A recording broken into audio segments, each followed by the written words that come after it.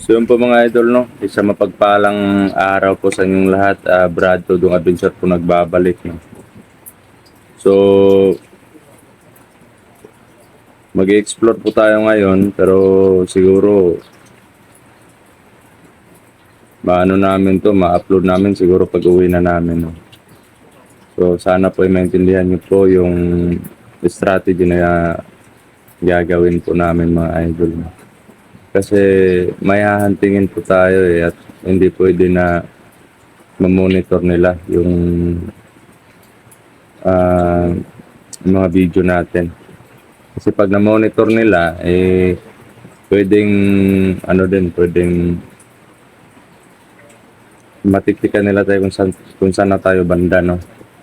So, yun. At may isang kapatid tayo na pumunta dito. Pero umuwi siya agad kasi nahingi siya ng tulong. Naalala niyo po si Christopher. Oh. Kasi yung kapatid niya, nawawala din. At doon sa kabilang bayan, dalawang bata yung nawawala. So, pangatlong bata yung nawawala, yung kapatid ni Christopher, no. Isa po siyang ano noon, yung bandido na sumurrender sa atin. So, yun yung mission natin na huntingin yung grupo ni Apo Medallion at gusto natin tumulong dun sa mga kapatid natin na gipit ngayon sa labanan, no. Gusto man natin tumulong pero wala tayong magagawa kasi wala tayong allowance, no. Actually, may mga may mga nagbigay ng blessing, nag-share ng blessing. Yun, pinauna kong ipa-enroll yung mga bata. Binilang ko lang ng konting gamit. Pero hindi lahat. Hindi lahat na Si Princess lang tsaka si yan yung na-enroll ko, tapos si Nathan hindi pa, no. So yun yung inuna ko. Nagkasya lang dun sa pinagkasya ko lang yung blessing, no. At naghanap ako ng sideline. Ako ng 250 kasi 250 per day lang yung sahod sa sideline. At sobrang hirap pa na maghanap ng sideline, lalo na may record ako bilang isang mananabas dun sa munisipyo, no, or sa barangay. Doon yung pangalan ko sa mga master list ng mananabas, eh. So, yun. At yun nga, may problema din po ako sa sa asawa ko, sa tiyan niya. Kasi po siya, 6 na buwan na po siyang hindi dinadalaw. At yun nga,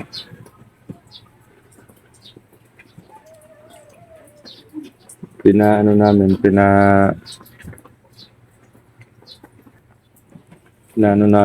ultrasound,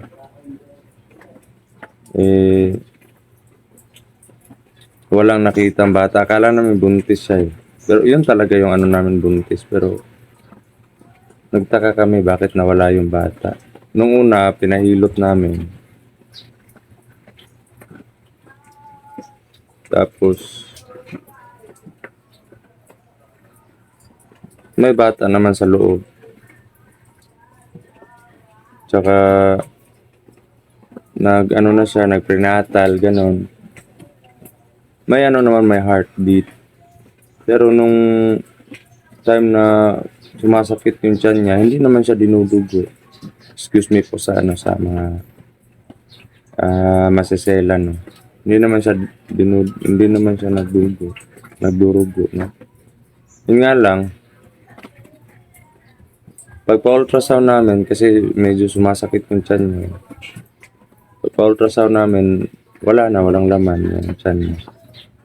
Tsaka binalik namin doon sa prenatal, wala talaga. Wala nang heartbeat.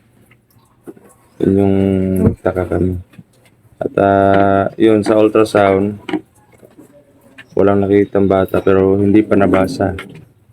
Hindi pa nabasa doon sa ano. Kasi kailangan pa namin ng budget din para ibalik sa doktor yung result at ipatignan, no? Patignan muna namin sa ubigayin.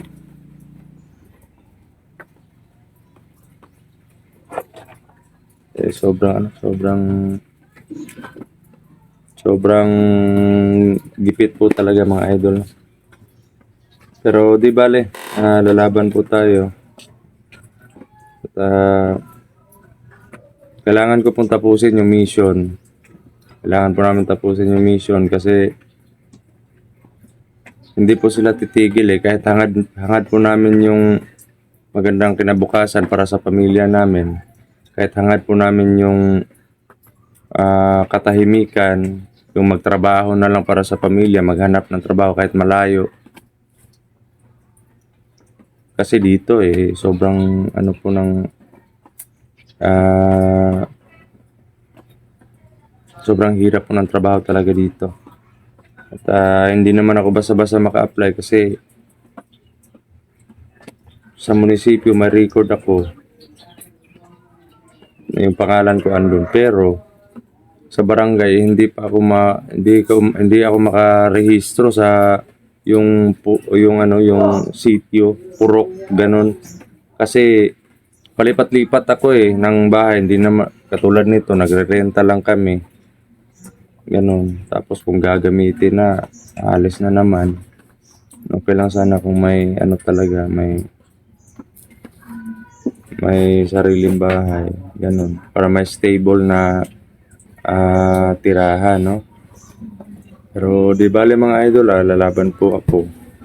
At hangad ko po matapos na po yung problema, matapos na po yung gulo, para po makapag-focus na po ako sa pamilya ko, no? Habang may bandido, habang may mga masasama or mananabas, or yung mga kulto na yan, hindi po ako titigil. Minsan man lang kami minsan man lang ako maka-upload ng video. Pero hindi ko na po inisip yung everyday ako maka-upload Kumbaga, naghanap ako ng strategy para agad matalo agad yung mga kalaban or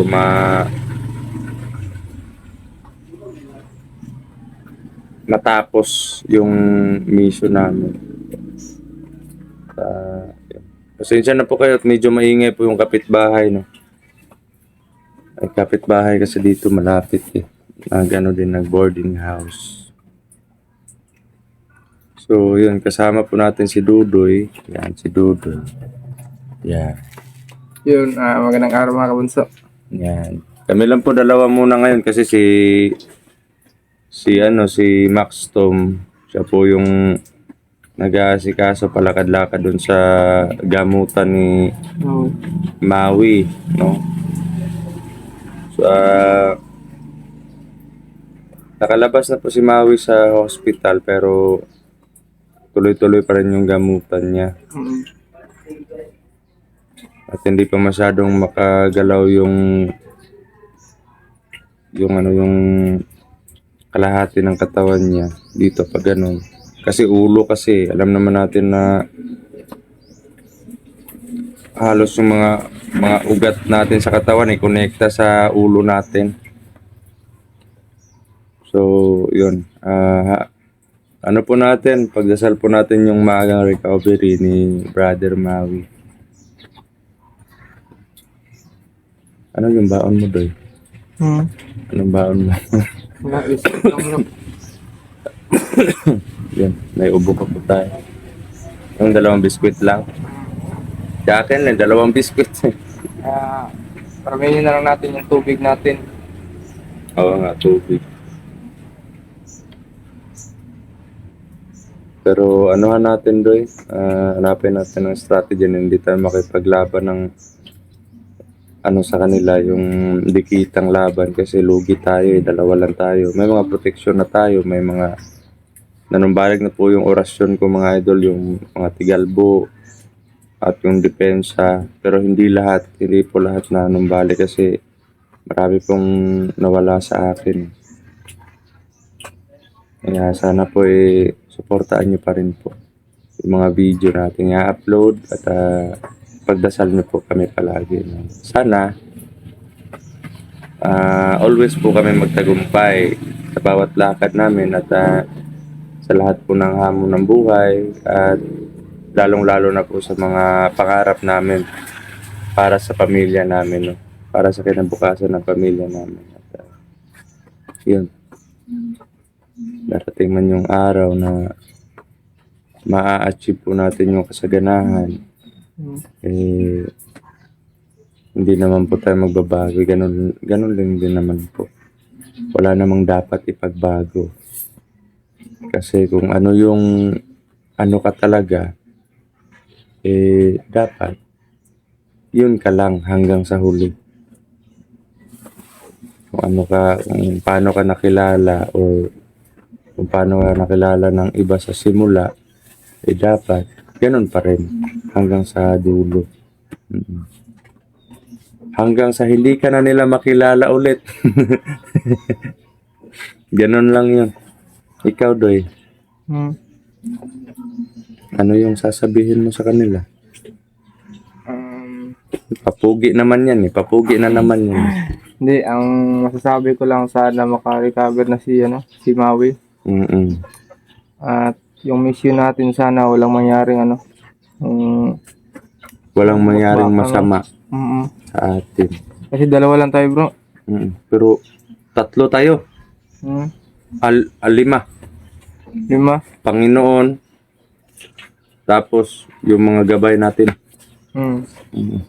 Bagay. Tapos ako at ikaw. 5 pa rin tayo. Alam po natin na may kanya-kanyang gabay po tayo na binigay ng Panginoon sa atin.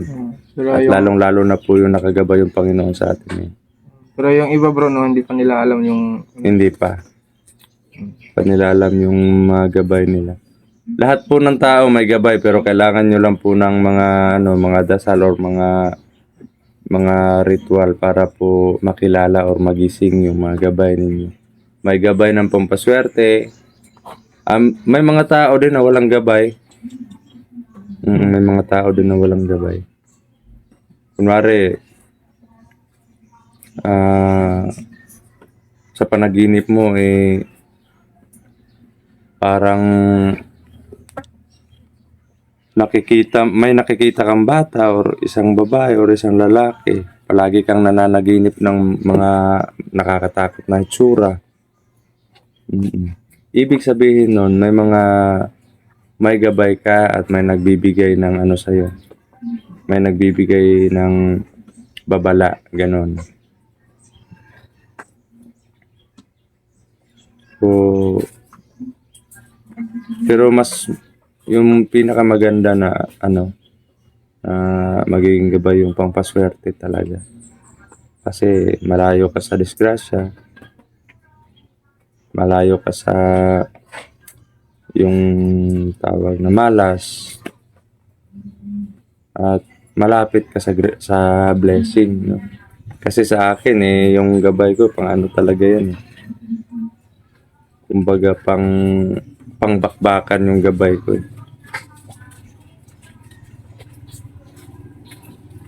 So siguro kaya ito yung napili or ito yung daan na binigay sa atin ng Panginoon. Ito yung mission ko sa buhay. Ang makipaglaban, makipagsapalaran at tanggapin kung ano man yung hamon ng buhay na darating sa atin. So, yun lang. Sa inyo po, pray lang po palagi. Alam ko po na hindi lang kami yung may mga problema, pati din po kayo sa mga nanonood ngayon. Maliban na lang doon sa walang mga problema. So, yun. Ngiti pa rin tayo kahit hindi na natin alam ano yung gagawin natin para sa pamilya natin. So, ikaw, Doy. Wala ka nang sasabihin, Doy. Wala bro. At maraming salamat pala sa naghatid ng mga bala dito. Yung mga balang hinatid sa amin dito, mga bala ng baril para magamit namin sa exploration. Kakilala daw yun ni Christopher. So, sa palagay mo, makikita pa kaya natin yung kapatid ni Christopher? O yung mga batang nawawala?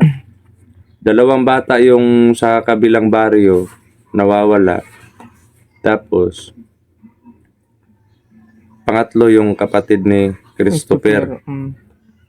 Pero malayo yun si Christopher, malayo sila. Baka nasundan bro. Hindi natin alam. Kasi isa lang yung isa lang yung nakikita kong solusyon dun sa nangyari kay Apo Medallion. Yung nasobrahan sa kapangyarihan, nawala yung boses. Isa lang yung nakikita kong